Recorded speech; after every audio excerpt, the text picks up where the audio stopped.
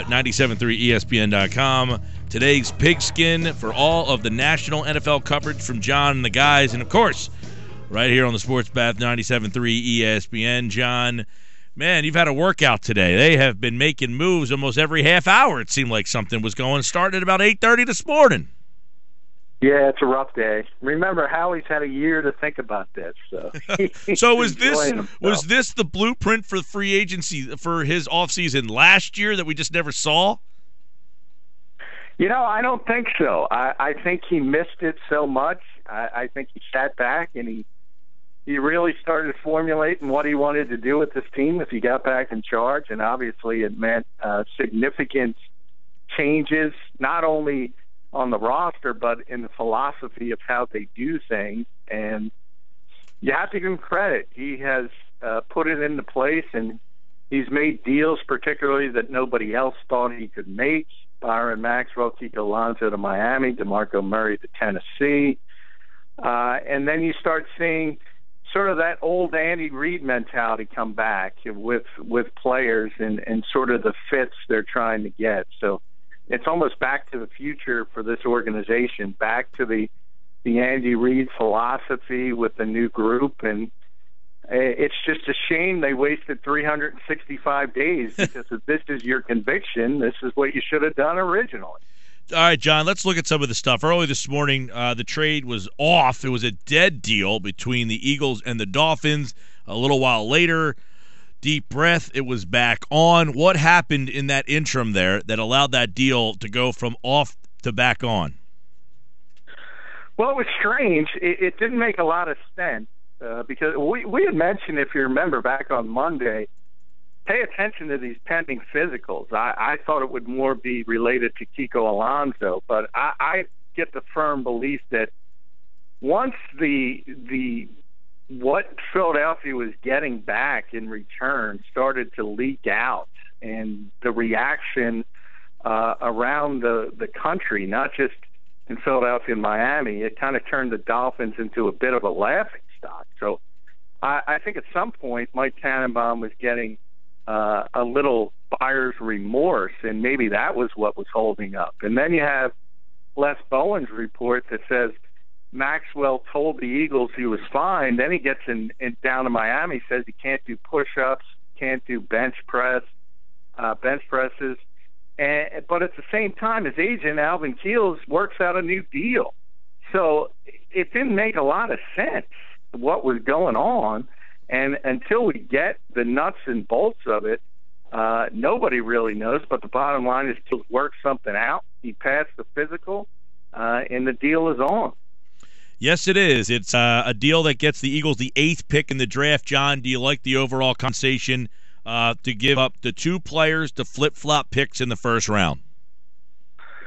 Yeah, I mean, when I originally heard the deal, I was expecting maybe a 6th-round pick, maybe a 7th-round pick coming back, and that would be it.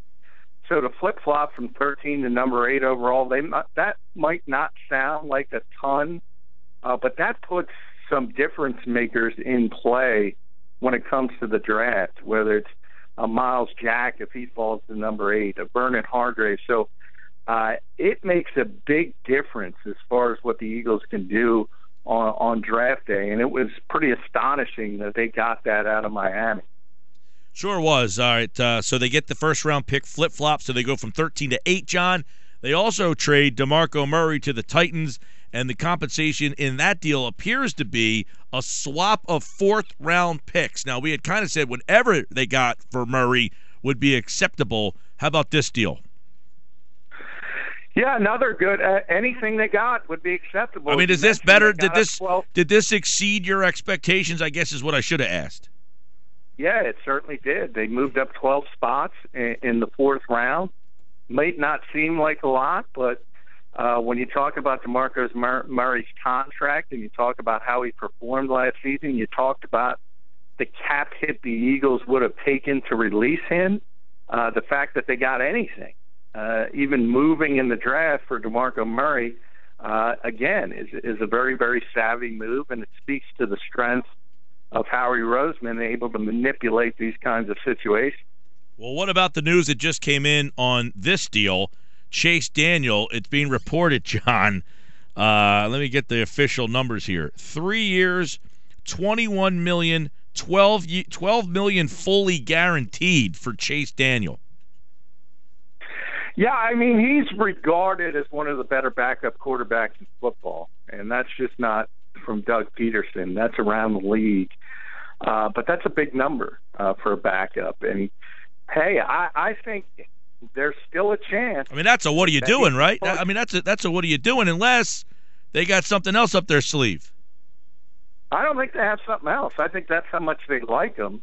And I think the mentality is that if Sam Bradford doesn't play that well, they want somebody who can push him. I really do. And he's the backup quarterback, and I think it speaks a lot to the fact that he signed a 3-year deal and Sam Bradford signed a 2-year deal. So they like him. He doesn't have the skill set, obviously, of Sam Bradford. Probably doesn't have the ceiling as a player, but he certainly understands what Doug Peterson wants to accomplish offensively. He certainly understands the offense, and that's part of his value too. You remember when Doug talked at the scouting combine, and he mentioned the fact of just how smart Chase Daniel was in the quarterback room.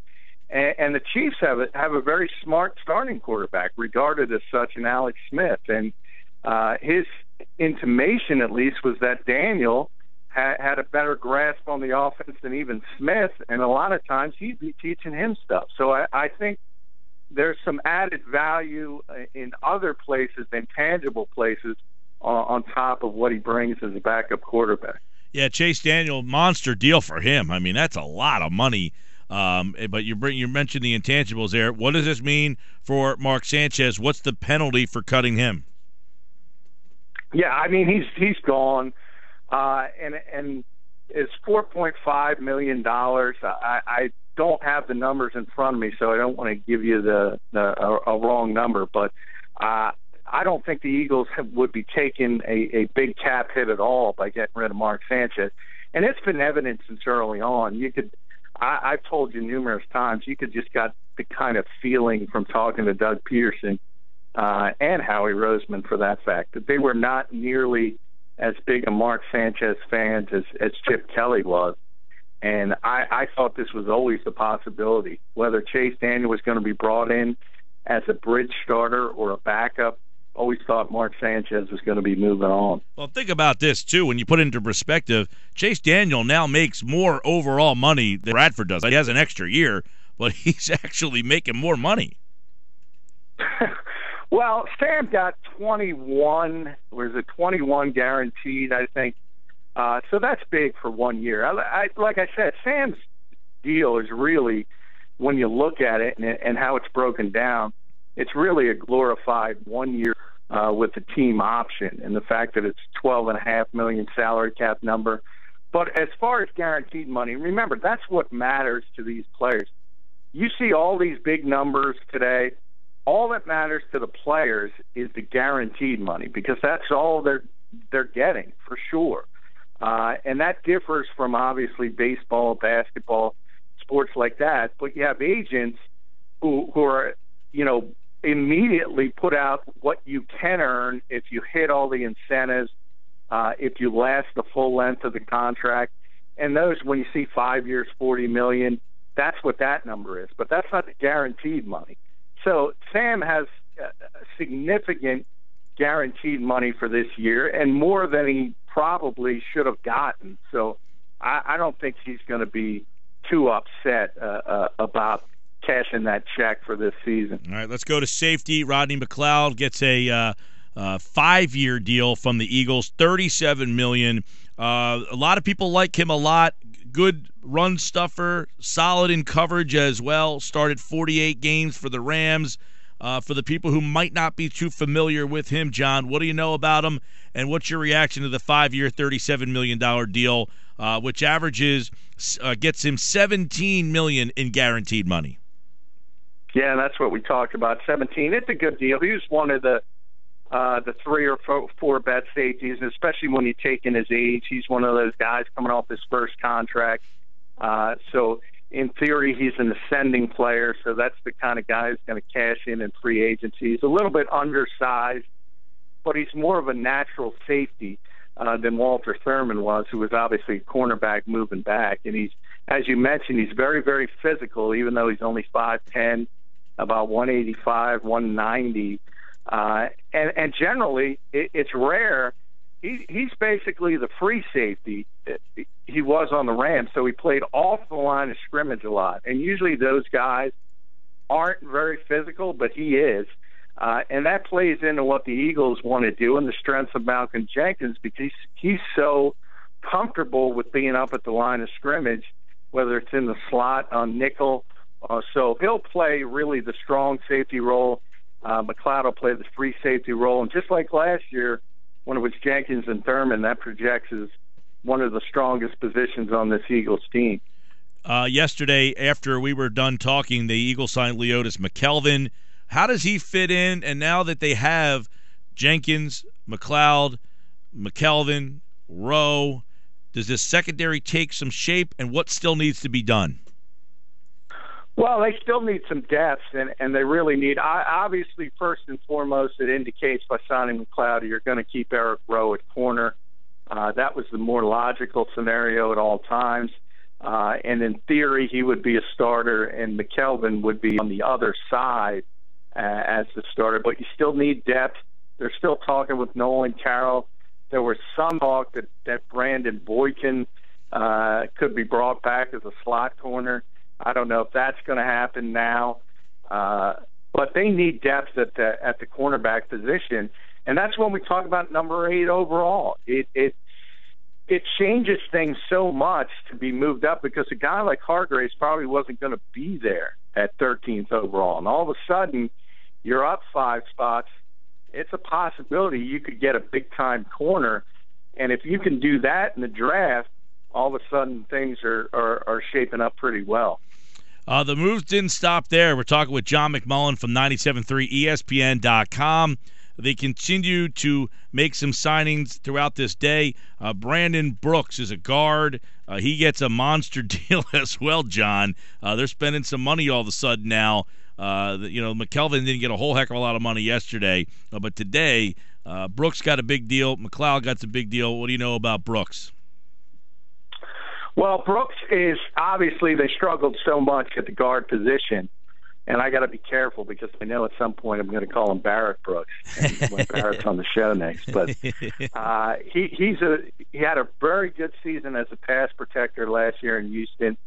He was right there. Osalemi, who signed with Oakland, was the best lineman in this free agency class. But then, whether you want to talk about Alex Boone, the ex-49ers player, or Jeff Allen, who went to Houston to replace Brooks, they were all in the conversation with Brooks as being the second best interior offensive lineman. So this is a huge upgrade from Alan Barber and Andrew Gardner and Matt Tobin inside, and this looks a lot better. Especially it when you think about having Jason Peters back, they're going to move forward with that for one more year at least. Lane Johnson, Jason Kelsey, and now Brooks.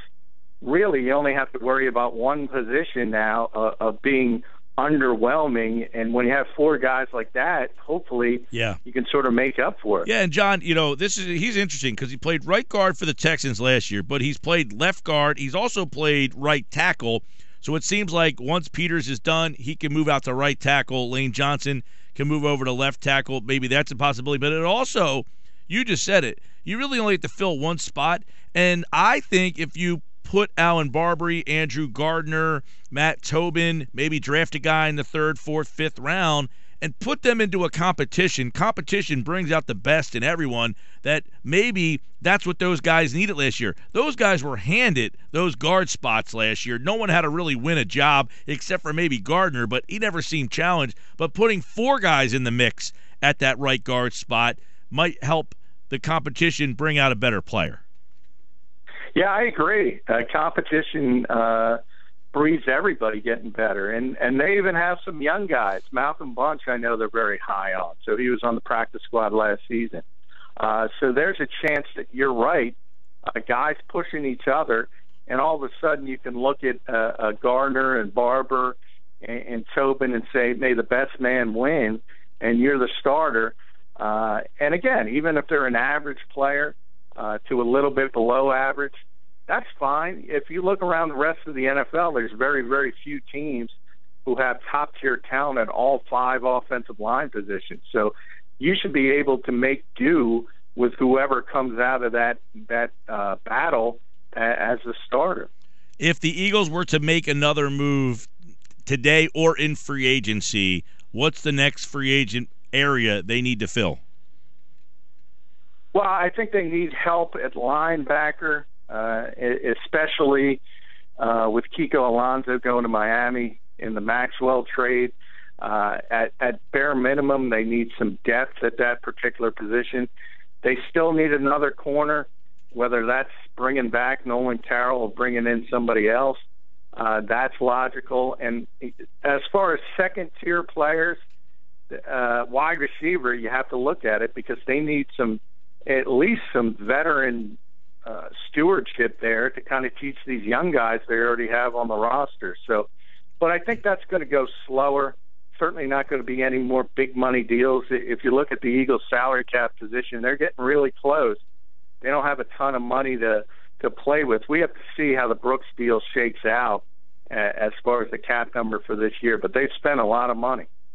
Yeah, we're talking with John McMullen, 97.3 ESPN.com. And by the way, the Eagles have confirmed the trade of Maxwell Alonso and the 13th pick, and that will be for the 8th selection. So there is no other things trickling out that we didn't catch earlier throughout the day. And maybe that, by the way, Mike, maybe that was it, because originally there was a 4th-round pick coming back to Philadelphia.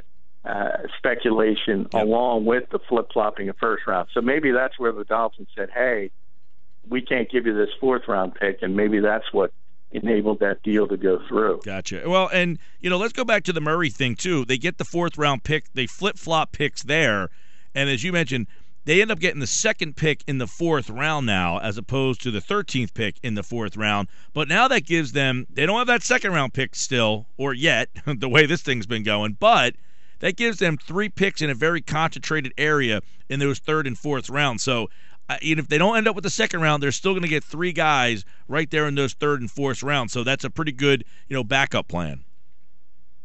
Yeah, it is. And as I said, in a lot of ways, Howie's shaping up as a Sam Hinkie type in the fact that he's been able to get things for what you thought were unworkable situations. Now, though, he has to take that next step, and he has to turn them into something. Because, as we touched yesterday, it's easy to get rid of players, but now you have to get players. And we'll see. It started today. We'll see how Brooks and McLeod and those kind of guys fit in. But they got to get a lot more hits than misses in this year's draft, because there's still some holes on this team that need to be filled. John, let's look at some of the moves that have happened around the league. I don't like the Texans' move of Brock Osweiler. How about you? Well, I'm amazed. A 7-game resume. And by the way, he can thank Sam Bradford for getting $18 million, because that became the demarcation line.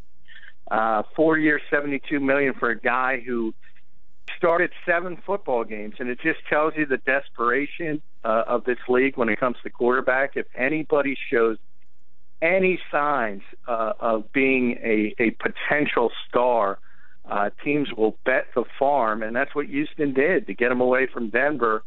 And we'll see how it works out. There's going to be a lot of change.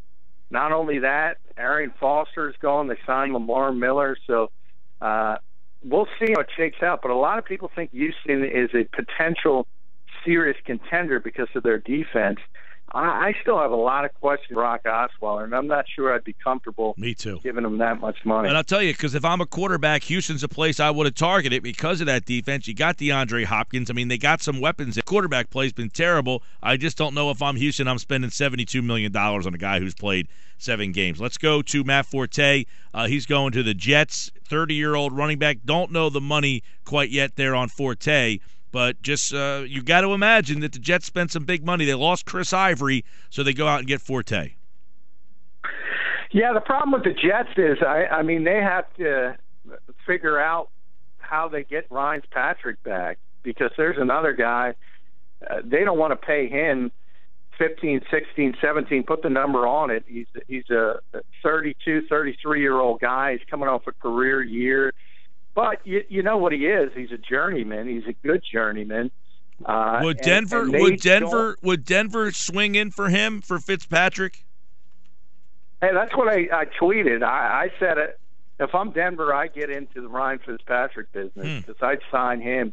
He's for a team that's ready to win, as obviously Denver would. Although I say that, Denver's losing a lot of people. They lost Trevathan. They've lost Malik Jackson. Their defense not going to be quite as good. Exactly. So things change quickly in this league, but if they consider themselves a contender, I'd rather have the steady hand of Ryan Fitzpatrick than, say, Colin Kaepernick or Robert Griffin III or any other options people are floating out there. All right, John, man, there's a lot going on here. The fact of the matter is, as you mentioned, teams are spending a lot of money. We just mentioned Danny Trevathan. He goes. Let you finish up your comments on Forte. Well, I've always said I think he's one of the better all-around backs in this league. 3-down back, doesn't have to leave the field because he can pass protect, he can catch out of the backfield. So Chris Ivory had a really, really good year for the Jets, but he's not that complete type of player. So in a way, I think this makes him less predictable offensively, because like a lot of teams, when they're in obvious passing situations, they have to take their best running back off the field because he can't pass protect. Matt Forte enables you to leave the same guy out there all the time, and that makes it more difficult for the defense. What are you thinking about the Giants and what they've done to kind of remake their secondary? They spent a lot of money today in the secondary. We knew they needed the secondary help. They go get Harrison and Janoris Jenkins as well. So do you like what the Giants have done today? Well, they got better. It's tough not to get better how bad their defense was. Jenkins, to me, though, he shapes up as this year's Byron Maxwell. He's a good player, but you paid him like a great player. And I think it's going to be similar to what happened here in Philadelphia. I think people in New York are going to look at that contract and expect that they're getting a shutdown level corner, and he's not that. So we'll see how it shakes out. And Harrison, he's a great run stopper, but to me, they already had Jonathan Hankins, who weighs 330, 340. Harrison is in that same range. They need a pass rush. Mm-hmm. And they brought JPP back. They weren't able to get Charles Johnson. He went back to Carolina. So at some point, they still have to get another rusher, because if they don't get to the passer again, they're still going to struggle. The moves continue. John McMullen has more on the Eagles side of things at 97.3 ESPN.com. At Today's Pigskin, you can check out all of their NFL national coverage, and at JF McMullen on Twitter. There's a lot of moves we have. I mean, is there any other moves that you had on your mind that we haven't gotten to today? I mean, I'm looking at a ton of them here, but what stands out? Well, you're right. I mean, what stands out is the money. And I think Malik Jackson, I kind of wrote about it today at Today's Pigskin in Yosemite. I think the Eagles should have served as a cautionary tale with DeMarco Murray and Byron Maxwell. What happened in that situation? Basically, if you're a superstar player in this league, you are not getting to free agency. That's just the reality of the situation. So these are good players, but they're not. But they're being paid like great players, and that puts them behind the eight ball right away in their particular cities, as I just mentioned with Jenkins with the Giants, because people expect so much out of them. And you've seen it. Miami's the best example of it because they're obsessed with big names. A couple of years ago, it was Mike Wallace. Last year, it was Ndamukong Suh. This year, it's Mario Williams. And they're bringing in Maxwell and Alonzo.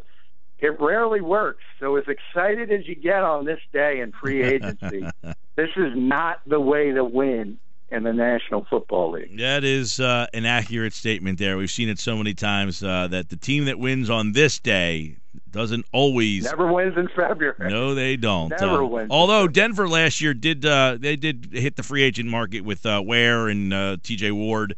They went out and got a couple guys in free agency. But you're right. This is not a day. I mean, the good teams target certain positions, and they think they're ready to get over the hump, and that's what they do. But if you think you're going to build, and I get that feeling with Jacksonville that had $83 million, Oakland that had $66 million, and you're throwing money just because you have it, I don't think that's the way to go. All right. And by the way, Danny Trevathan, we mentioned him. He's going to Chicago with the Bears. There's another move there. Fitzpatrick not signed. Osweiler to the Broncos. Forte to the Jets.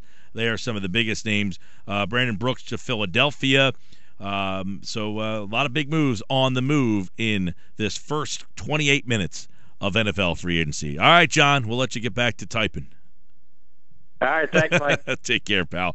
John McMullen from 97.3 ESPN.com.